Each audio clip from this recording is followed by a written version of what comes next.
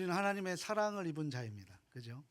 그리고 하나님의 예수님의 은혜로 우리가 구원받은 사람들입니다.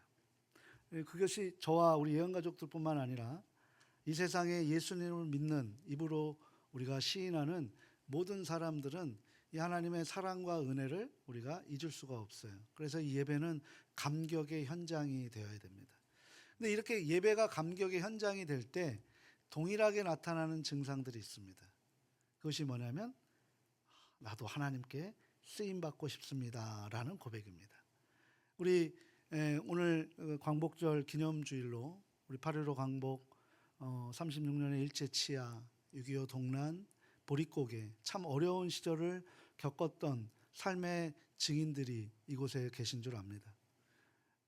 그 역사의 우울한 역사 속에서도 우리가 하나님 앞에 쓰임 받았기 때문에 한국교회가 흔들리지 않고 세계적으로 선교사를 파송하고 또 죽어가는 영혼들을 살려내는데 이 작은 나라가 하나님 앞에 귀하게 쓰임받게 되는 것입니다.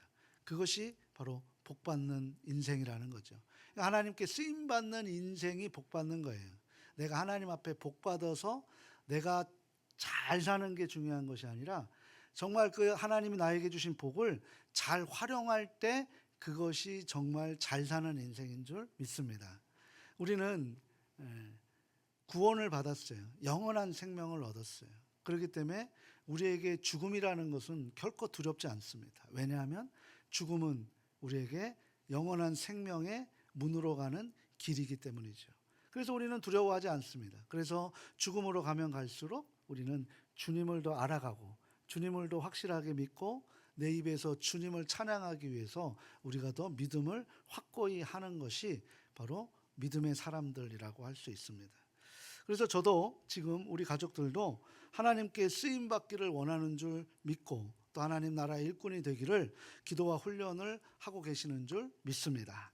그런데요, 이렇게 성경에서 하나님께 쓰임받았던 사람들을 한번 살펴보니까 대부분 사람들이 연약할 때 자신의 있는 그대로를 하나님 앞에 고백할 때 하나님이 쓰시더라는 거예요.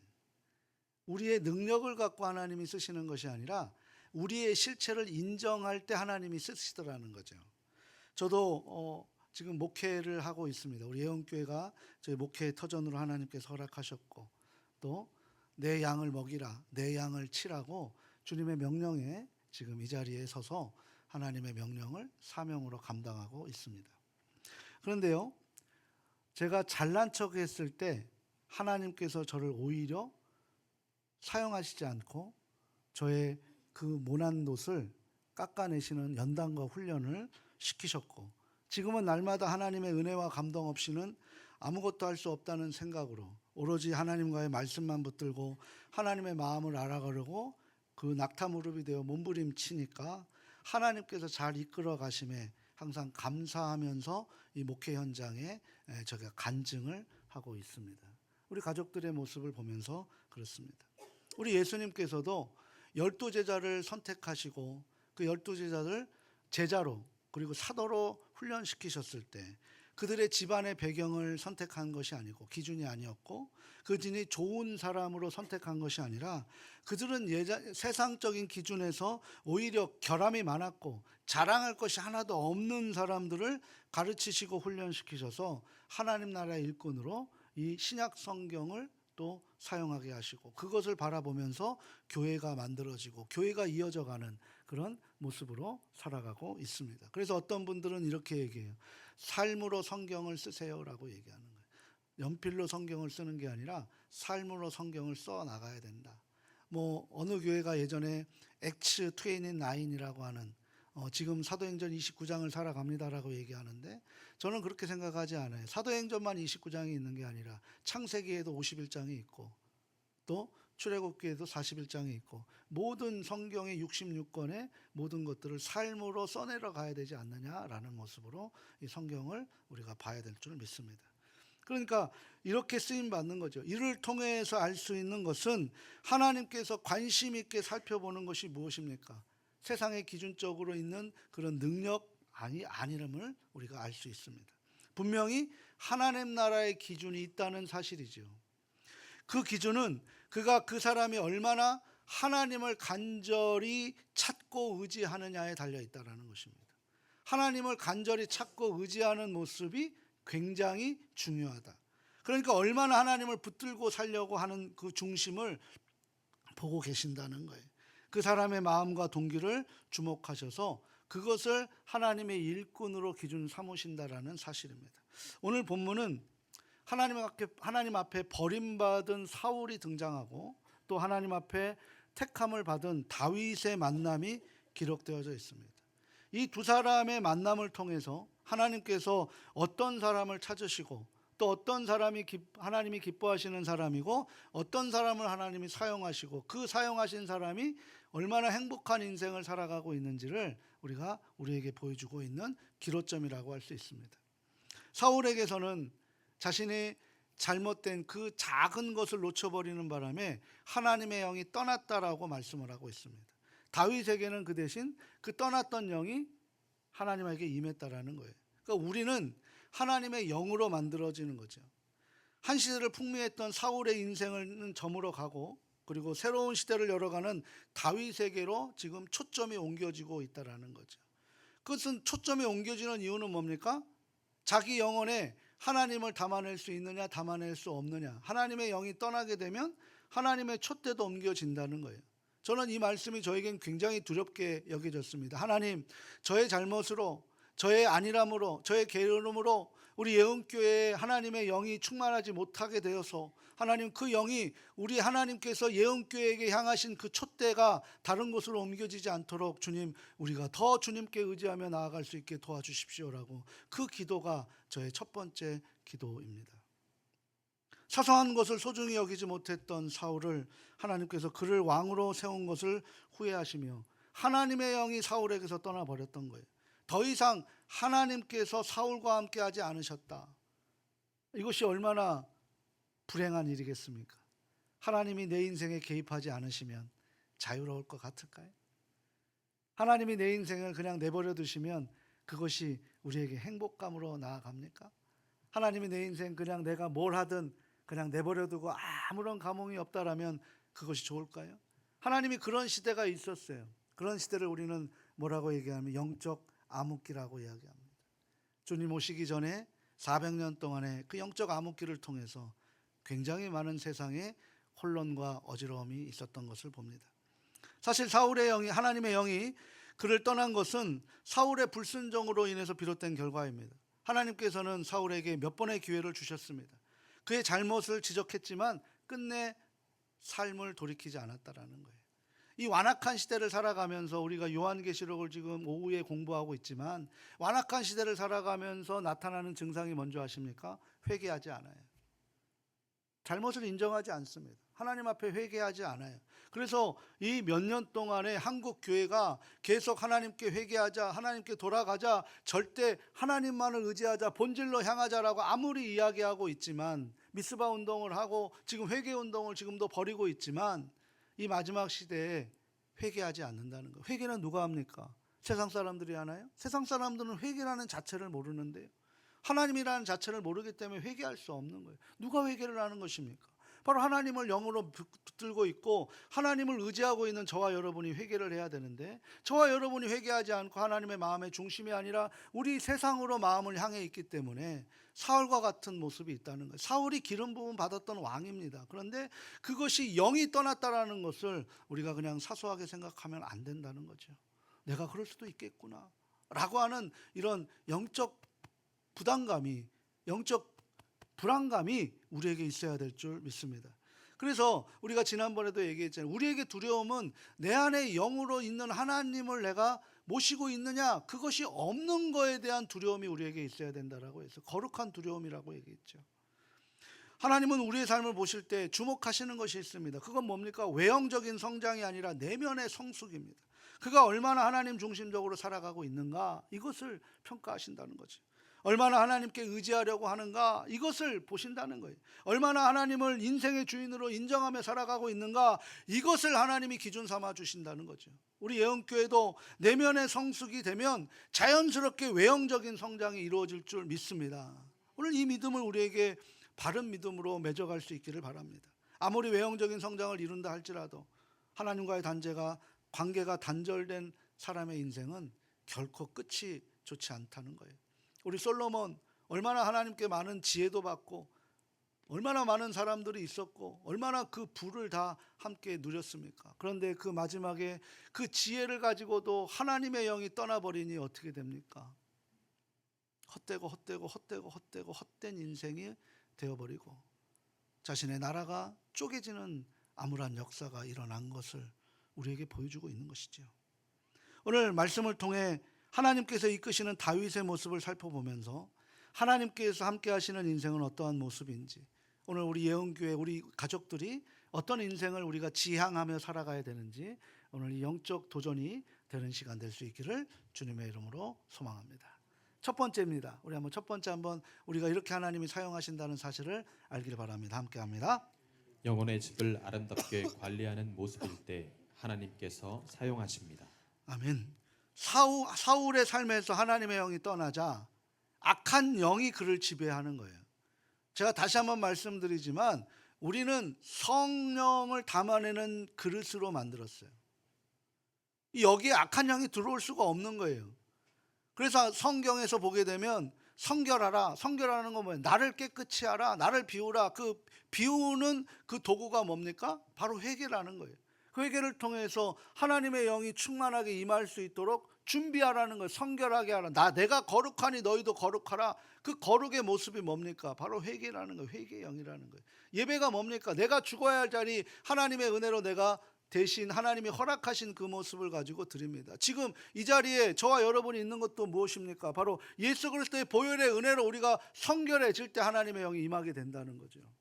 근데 그 영이 임하지 않고 내가 성결을 하지 않으면, 내가 예수님과 무관한 생각을 하고 이 예배의 자리가 있게 되면 어떤 일이 벌어집니까? 악한 영이 우리를 통제하게 되는 거예요.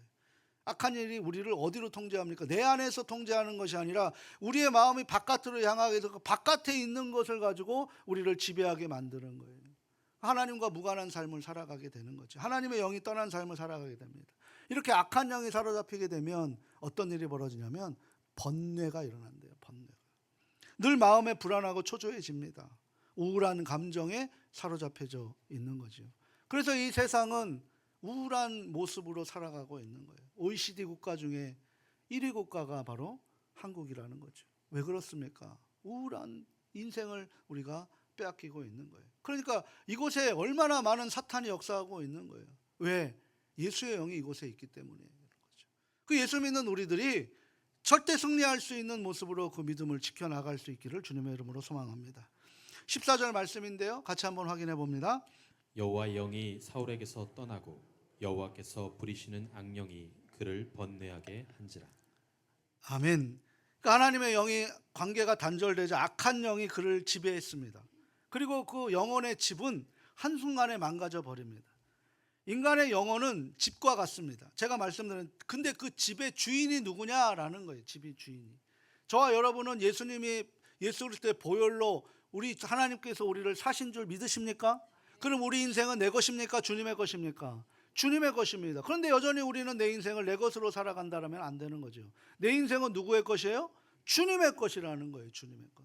그것을 내어드리는 것이 변화입니다. 그것을 내어드리는 것이. 그럼 어떻게 내어드려야 되느냐라는 거예요.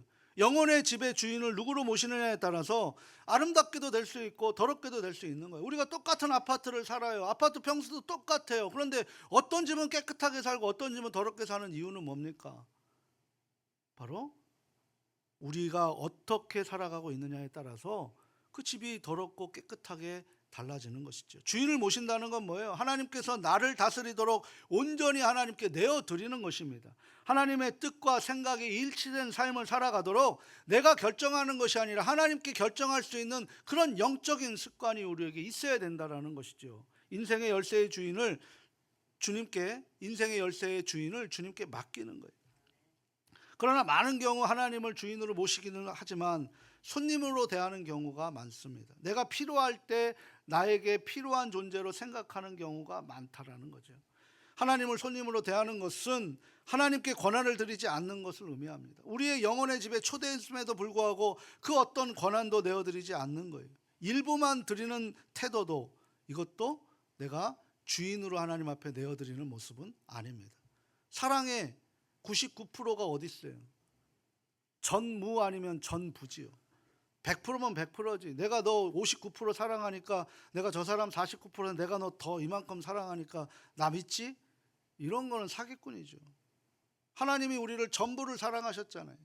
그리고 예수 그리스도 전부인 자기 자신을 내어드리면서 우리를 사랑했는데, 우리는 하나님 앞에 전부를 드려야 되지 않겠습니까? 하나님은 무엇을 전부를 드립니까? 내 인생 전부를 드릴 때 하나님이 우리를 책임져 주시는 줄 믿습니다. 그때 하나님이 멍에를 내가 쉽게 지른 법을 알려드린다. 맡겨라라는 거예요. 맡겨라라는 거예요. 이 맡기지 못하는 것이 바로 우리의 생각이 아직도 하나님의 생각보다 앞서는 우리들의 현상이라는 사실을 우리가 알아야 된다라는 거죠. 하나님 말씀에 온전히 순종하지 않고 필요에 따라 자기의 이익과 권력이 걸려 있는 부분에서만 자신의 생각을 앞세우는 일, 이것은 하나님을 주인으로 삼는 것이 아니라 손님으로 삼고 있는 거예요. 제가 신학교 다닐 때 집이 서울이어서 대전에 이제 하나님이 서울의 바운더리에서도 저를 못하게 만드셔서 대전에서 공부하게 하셨는데, 그때 이제 제가 존경하는 선배님 집에 몇 달 기거한 적이 있어요. 어머니 권사님이 제가 불편하지 말라고, 여기 내 집이냐 생각하고 그렇게 편하게 지내라라고 해서 정말 어머니처럼 생각하고 지금도 그 형님과 어머니를 존경하고 또 계속 관계를 맺고 있습니다. 너무나 감사하죠. 그런데 만약 제가 형님 집에서 손님으로 생각한다면 어찌 편할 수 있겠습니까? 그 형님은 저에게 운전대도 맡기고, 제가 막 운전하다가 차도 박았는데도 괜찮다고 하고 막 마음껏 먹어도 그냥 저를 지금도 동생처럼 생각하고 계세요. 너무나 저에게는 친형과 같은, 저는 형이 없기 때문에 친형과 같은 존경하는 분입니다. 근데 그분이 나를 손님으로 대했다고, 그리고 어머니께서 저를 손님으로 대했다고 얘기하면서 이렇게 얘기하는 거예요. 주님, 우리가 그런 모습으로 우리가 주님을 대하고 있지는 않으냐라는 거죠. 만약에 주님, 저희 집에 저에게 편히 와서 계십시오. 그런데 주님 몇 가지만 당부하겠습니다. 요건 만지지 마시고요, 저것도 만지지 마시고요, 여기는 제 집이기 때문에 제가 원하는 대로 살아가시길 바랍니다 라고 하면은 그 주님이 불편하실까요? 편하실까요? 불편하신 거죠. 우리가 주님 불편하게 만들어서 우리에게 좋을 일이 뭐가 있냐는 거예요. 근데 다윗은 늘 영혼의 집에 주님을 모시려는 애를 썼던 사람이라는 거예요. 성령님을 내게 가두어 두지 말라고 간절히 기도했고, 늘 주님으로, 주인으로 그렇게 모시려고 했다라는 거죠. 사랑하는 여러분, 영혼의 집을 아름답게 관리하기 위해서는 영혼의 집에 손님이 아닌 주인으로 모셔야 된다는 거죠. 하나님께서 함께 하시는 것, 우리가 정말 내 인생을 내가 주인처럼 살아가고 있지는 않은가? 주님이 내 인생 만질 때 그거 왜 만지세요? 라고 우리가 따지고 있지는 않은가? 이거 제 것 아니에요? 라고 그렇게 그 하나님이 걷어가시면 그거 내 것 아닙니까? 왜 하나님이 그렇게 함부로 걷어가세요? 내 동의 없이? 라고 우리가 그렇게 얘기하고 있지는 않느냐 이거예요. 그러면 나는 지금 내가 주인으로 모시고 있는 그 주님이 손님으로밖에 우리가 대할 수 없게 된다는 사실을 오늘 성경은 우리에게 다시 한번 이야기해주고 있는 거죠. 하나님을 주인으로 모셔놓고 영혼의 집을 아름답게 관리하는 것이 바로 저와 우리 가족들이 해야 할 삶의 태도인 줄 믿습니다. 이때 하나님께서 우리를 사용하시는 거예요. 그럼 두 번째 또 어떤 경우로 하나님께서 사용하실까요? 함께 읽어봅니다. 하나님의 때를 기다릴 줄 아는 모습일 때 하나님께서 사용하십니다. 다윗은 사무엘로부터 기름 부음을 받았습니다. 기름 부음을 받았다라는 건 뭐예요? 사울 왕의 기름 부음을 받았던 거죠. 내가 왕위로 이제 된다라는 하나님의 특별한 책무를 받았다라는 거죠. 당시에는 왕으로 세워질 것을 암시했던 것입니다. 근데 이 당시 사무엘로부터 기름을 부음 받았을 때 어떤 마음이 들었을까요? 한번 저는 이 말씀을 묵상하면서 다윗이 제가 되어서 한번 생각해 봤습니다. 두 가지의 마음이 공존해지더라는 거예요. 그게 뭐냐면, 처음에는 이 목동인 가장 천한 존재인 내가 왕이 된다는 것은 기뻤던 거죠. 그런데 또 하나는 뭐냐면, 내가 이걸 할 수 있을까라고 하는 그런 또 하나의 부담감이 작동되었습니다. 자신이 왕으로 택함받은 이유를 찾을 수가 없기 때문에, 왜 내가 왕으로 택함받았지? 저도 옛 목사로 택함받은 하나님께서 택해 주신 것을 제가 그것을 이해하지 못해서 십수년을 제가 헤매고 돌아다녔던 거예요. 나중에 알았던 거죠. 아, 하나님이 사용하시면 그냥 순종해야 되는 거구나. 나중에 알은 거예요. 나중에. 그리고 지금 와서 생각하는 것은 아, 하나님이 말씀하시면 그대로 가면 그게 정답이구나. 하나님이 우리를 가장 좋은 길, 가장 선한 길로 인도하시는구나. 충돌될 필요가 없구나. 그럼 나는 순종의 연습을 해야지. 나는 말씀에 나는 충돌될 때 하나님께서 우선입니다라고 이야기하는 그런 것을 내어드리는 연습을 해야지. 이걸 뭐라고 얘기합니까? 내 때가 아니라 하나님의 때를 기다려야 된다라고 얘기하는 거죠. 저도 처음에 와서 내 때를 기다렸어요. 아, 이렇게 하면 됐다라고 했는데 하나님이 가장 먼저 코로나라는 것을 저에게 선물로 주신 거예요. 너 때 아니야. 너는 지금 훈련 받을 때야 라고 하시면서 훈련을 하셨고, 이제 코로나가 끝나고 지금도 아직 위험하고 있는 상황이지만 하나님의 때로 지금 기다리며 살아가고 있는 거죠. 다윗이 바로 그런 모습이었다는 거예요. 자신이 왕이 될 만한 배경도 없었고 재력도 많은 것도 아니고 학벌도 좋은 것도 아닙니다. 가장 천한 직업을 갖고 있었던 거예요. 거울에 비친 모습을 보기만 해도 키도 작고 내세울 것이 아무것도 없는 초라한 사람이었습니다. 그런데 하나님이 다윗의 삶에 하나님의 영이 임했고 하나님이 다윗과 함께 하실 것을 약속하셨다는 거예요. 가족 여러분, 성경은 언약의 하나님입니다. 약속의 하나님입니다. 내가 지금 사망의 음침한 골짜기를 다닐지라도 다윗은 하나님의 약속을 믿고 주님의 지팡이와 막대기를 기대하며 살아갔다라는 거예요. 원수의 목전 앞에서 상을 차려주시는 것도, 내가 그 상을 맛있게 먹을 수 있는 것도 하나님이 보호해 주신다는 사실을 알고 있기 때문에 그것을 취할 수 있었다라는 것입니다. 우리가 살아가고 있는 지금 상황이 어렵고 힘들다고 해서 이것이 동굴인지 이것이 터널인지, 우리가 하나님은 이것을 터널이라고 얘기하는데 우리 스스로가 불안해서 자꾸 동굴로 여기고 의심하게 된다면 우리는 다시 돌아온 길로 돌아가게 되는 그런 잘못된 선택을 하게 될 수 있다는 거죠.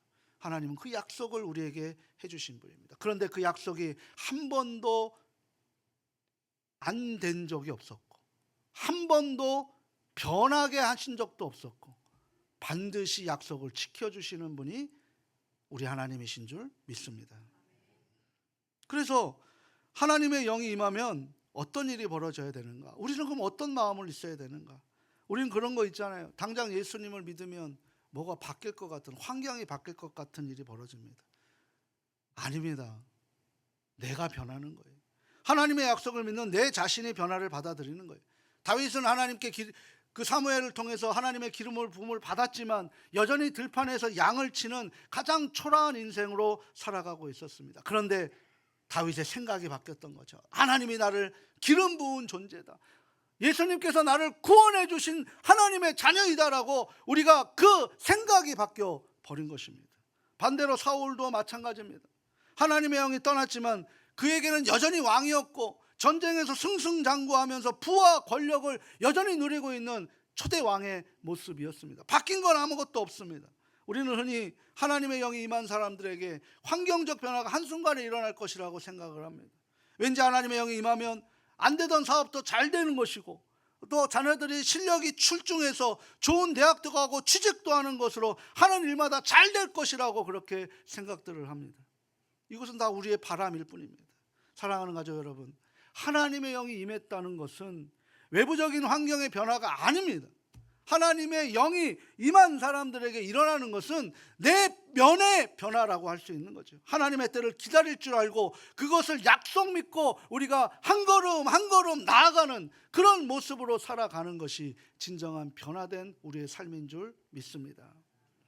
이제는 하나님께 쓰임받기 원해서는 자신의 시간표가 아니라 하나님의 시간표로 나를 어떻게 사용하실 것인가를 기대하고 우리가 그 안에서 기다리고 우리가 그 삶을 성실히 충실하게 나아가야 되는 거예요. 그런데 하나님의 영이 떠난 사람은 어떻게 되는 줄 아십니까? 매우 조급한 거죠. 늘 불안해하고 그러다 보니 우울한 상태로 전전하게 됩니다. 그러다 하나님의 영이 임한 다윗은 전혀 조급하지 않고 삶의 자리에서 자신을 맡은 것을 충실해 나가는 거죠. 여전히 기름 부음을 받았는데도 불구하고 여전히 들판에 양을 치고 있는 모습이에요. 사실 시간이 흐를수록 낙심할 수밖에 없지 않겠습니까? 하나님을 향한 의심이 들 수밖에 없지 않겠습니까? 역시 나 같은 존재가 무슨 왕이 될 수 있어. 그냥 희망 고문이지 않겠습니까? 세월이 지나면 지날수록 아브라함에게 하나님이 아들 준다라고 얘기했는데 그 25년을 기다리지 못해서 이스마엘을 만들어 버렸단 말이에요. 바로 이런 절망적인 모습이 있다라는 거죠. 아니면 시간이 흐를수록 마음이 조급해져서 자신의 생각과 방법대로 왕의 위치에 올라서려고 수단과 방법을 가리지 않고 이것저것 시도해보지도 않았을까요? 그러나 그는 자신의 방법대로 자신의 위치를 만들어가지 않았다는 거죠. 하나님의 방법대로 우리를 세워가시는 줄 믿습니다. 자신의 방법이 아니라 하나님의 방법으로 오히려 더 넓고 크게 우리를 사용하고 계시는 거예요. 우리를 자꾸 우리의 생각에 올가매지 마시길 바랍니다. 하나님의 원대한 뜻에 내어드리면 하나님이 우리를 원대하게 하나님의 뜻하신 바대로 사용하게 되는 줄 믿습니다. 기대하고 살아가는 거예요. 다윗이 한 일은 뭘까요? 기름 부음 받은 이후에 다윗이 한 일은 들판에 나가서 그곳에서 양을 치고 수금을 타며 하나님을 찬양하고 날마다 감사의 고백을 하며 살아갔다라는 거예요. 내 때가 언제 올지 그것을 조급해하지 않았다라는 거예요. 하나님이 언젠가는 만들어 주시겠지, 하나님이 나를 통해 영광 받으시겠지 라고 그것을 찬양하며 절대 부정적인 생각을 하지 않고 긍정적인 생각을 가지고 살아갔다라는 거죠. 이게 바로 하나님에 대한 깊은 신뢰의 모습이라는 거예요. 하나님의 때에 하나님의 방법으로 하나님의 뜻을 이루어가게 되는 저와 우리 가족들 모두 될 수 있기를 소망합니다. 드디어 이제 다윗이 왕궁에 들어가게 됐어요. 어떻게 들어갑니까? 왕으로 들어갔습니까? 오늘 본문에 보니까 왕으로 들어가지 않았어요. 음악 치료사로 들어갔다라고 성경은 이야기합니다. 사울의 악한 영을 내쫓는 음악 치료사로 다윗의 왕궁을 초대한 것이죠. 그가 왕궁으로 들어가게 된 것은 왕으로서가 아니라 음악 치료사로 들어가게 된 거예요. 다윗이 왕궁에 들어갈 수 있는 소식을 들었을 때 아마도 그런 마음 들지 않아요.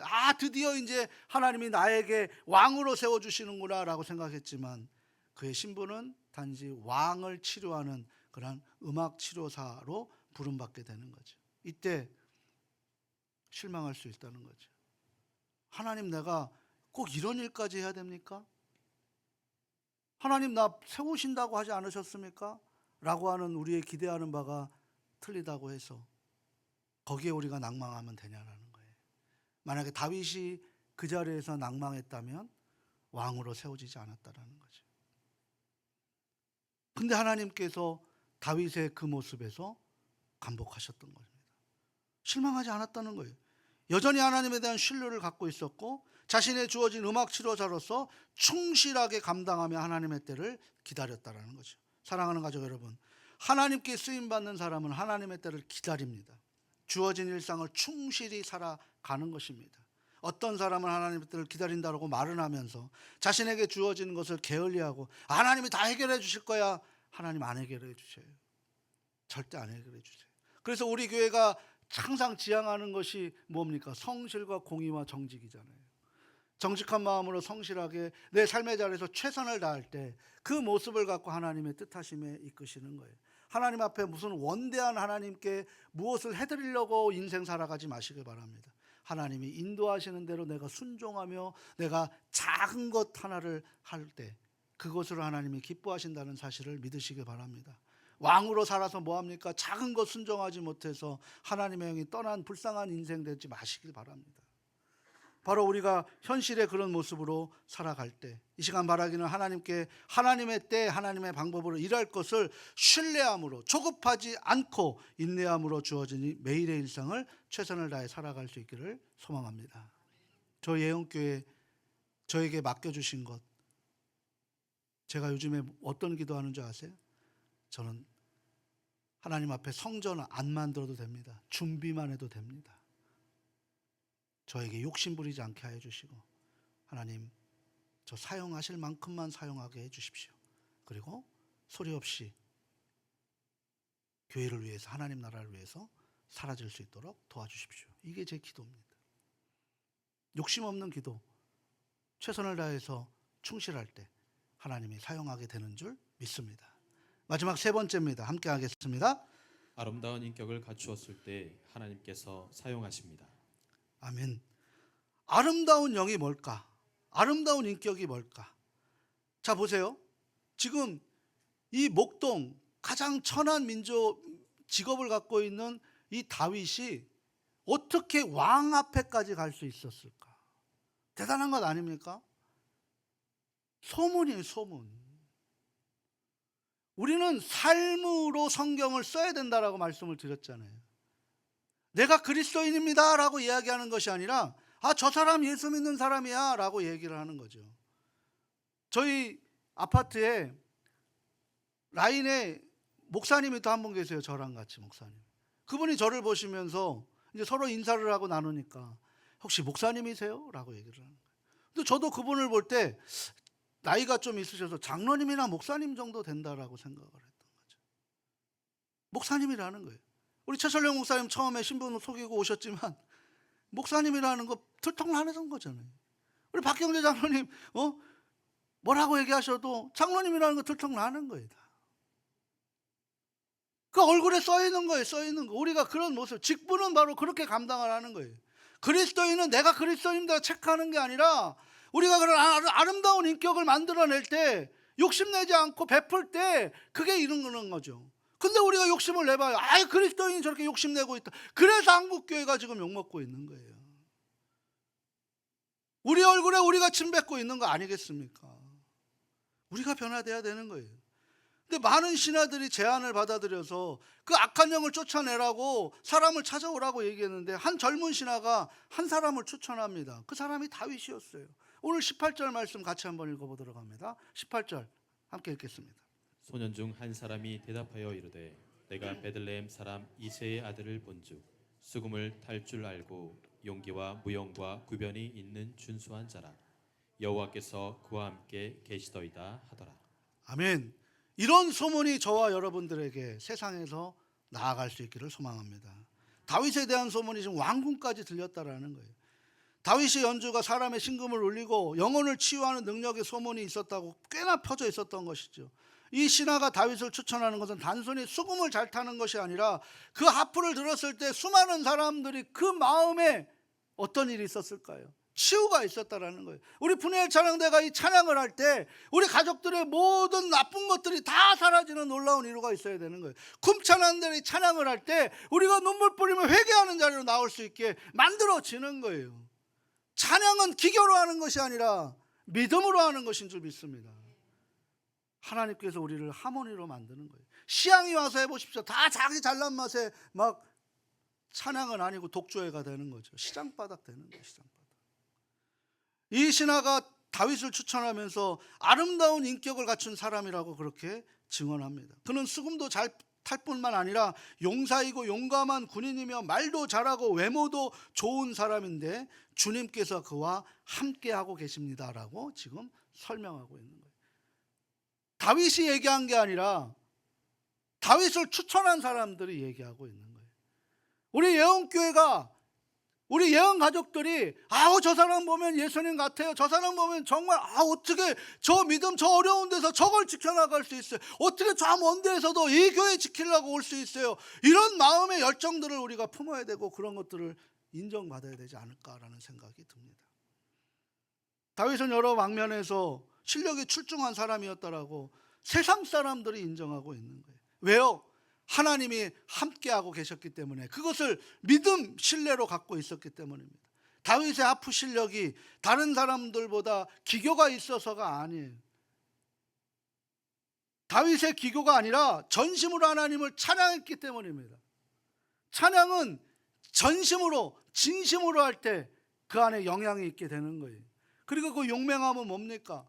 하나님이 나를 지켜주신다는 거예요. 보호하신다는 거예요. 이 용맹함의 이 믿음이 골리앗 앞에 서서 당당하게 맞설 수 있었다는 거죠.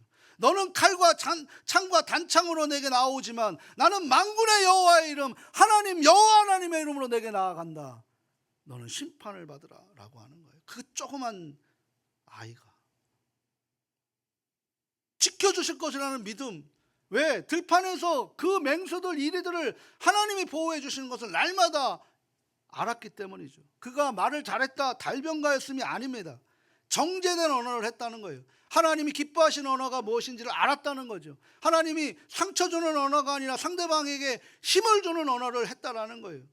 그런 정제된 언어로 달변가라고 지금 이야기하고 있는 거죠. 그리고 단순히 잘생겼다? 그런 의미가 아닙니다. 우리 보세요. 우리 가족들 얼굴 보면 다 잘생기고 예쁘셔요.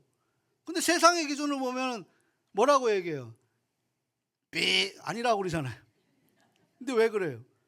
세상이 아니라 하나님이 보시기에 아름답고 기쁘면 좋지 않겠습니까? 저는 잘생겼어요. 하나님 보시기. 아멘을 한 3분밖에 안 하시는. 감사가 넘치고 기쁨이 넘치고 성령이 충만하니까 그의 얼굴에 환한 빛이 비추게 되는 것입니다. 이게 다윗의 모습이었던 거예요. 다윗의 그 아름다운 인격은 무엇에 있습니까? 하나님께서 다윗과 함께 하셨기 때문인 줄 믿습니다. 하나님과 함께 하는 사람은 겸손할 수밖에 없어요. 저도 저 잘난 맛에 살다가 하나님 앞에 정말 많이 맞고 지금도 아직도 그 모난 곳이 있어서 지금도 훈련받고 살아가고 있어요. 근데 겸손해지니까 관계가 다 회복이 되더라고요. 이것이 실력인 줄 믿습니다. 이 실력을 붙들고 살아가는 저와 우리 가족들 될 수 있길 바랍니다. 하나님께서 그를 섬김의 자리로 부르셨을 때 그를 겸손히 그 자리에서 묵묵히 감당했습니다. 사울 왕도 다윗을 인정하는 장면이 오늘 본문 21절과 22절 말씀인데요. 우리 마지막으로 한 번 더 읽어보도록 합니다. 다윗이 사울에게 이르러 그 앞에 모셔 서매 사울이 그를 크게 사랑하여 자기의 무기를 드는 자로 삼고 또 사울이 이새에게 사람을 보내어 이르되 원하건대 다윗을 내 앞에 모셔 서게 하라. 그가 내게 은총을 얻었느니라 하니라. 아멘. 이 시간 바라기는 우리 예언 가족들이 아름다운 인격을 갖춘 사람으로서 세상 어떤 삶의 자리에서도 늘 겸손하고 남을 대하고 또 용맹스럽게 사탄과 타협하지 않고 세상과 타협하지 않고 본질을 붙들고 살아가시면서 저 사람은 진짜 예수 믿는 사람이야 라고 인정받는 그런 하나님 앞에 쓰임받는 귀한 인생 되어질 수 있기를 주님의 이름으로 축원합니다.